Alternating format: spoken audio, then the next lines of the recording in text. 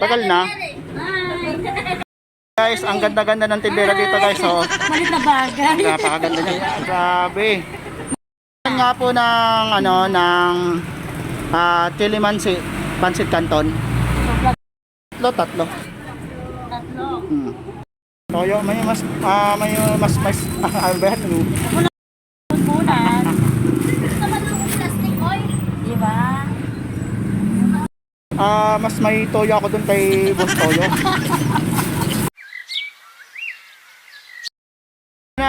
Na. Siyempre lalo kang gaganda, di ba?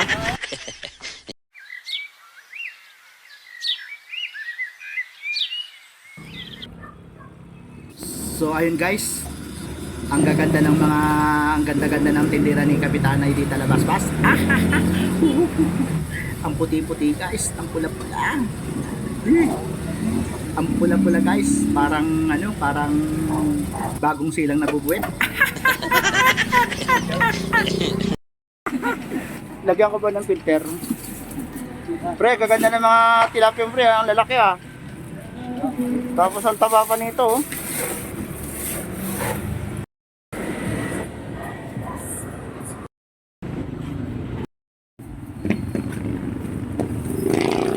Guys, magluluto po ako ng pancit canton. Ito po ay i-recycle ko.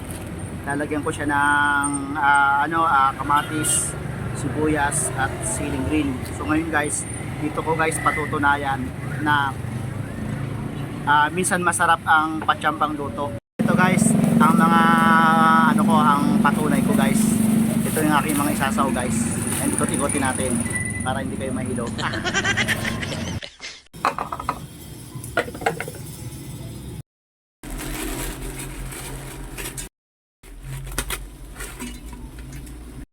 Guys, tatlong chili pancit canton po yan.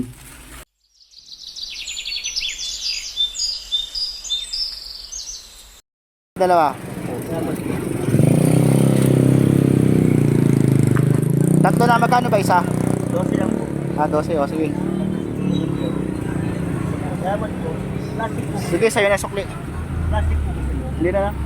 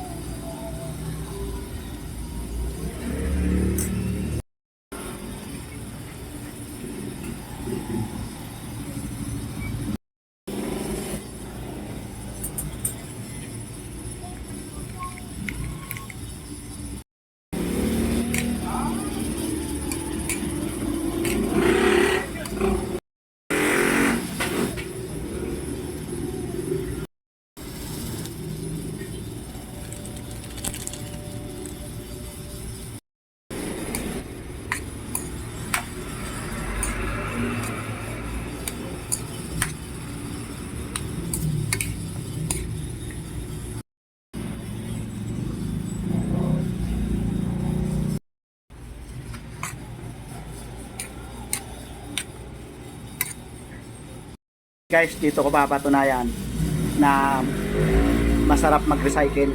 At dito ko papatunayan guys na masarap din magluto ng patsamba.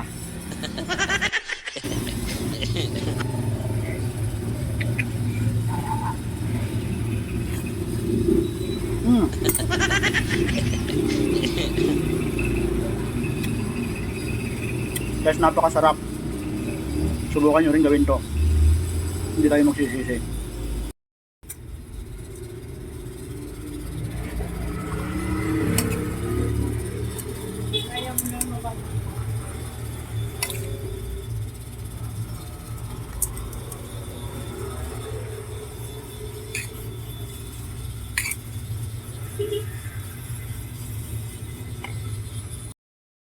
ayun guys, dito ko pa rin patutunayan sa inyo na talagang masarap na masarap ang aking pananghalian, ang ni-recycle at lutong patsyam na pansit canton.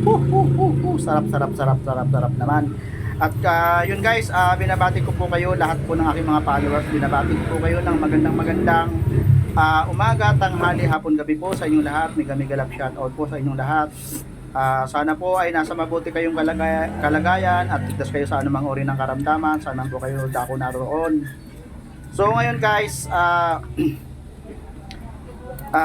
pwede nyo pong gayahin kung aking niluluto na to. Kung tatapusin nyo po ang video, ito po ay talagang mag-i-enjoy kayo at talaga naman po masisiyahan po kayo sa panunod ng video na ito, dahil pwede nyo po itong gayahin kahit hanggang po sa matuto kayo. Subukan nyo lang ho, walang mawawala sa inyo. Yun lamang po, maraming salamat po sa inyo. Good luck.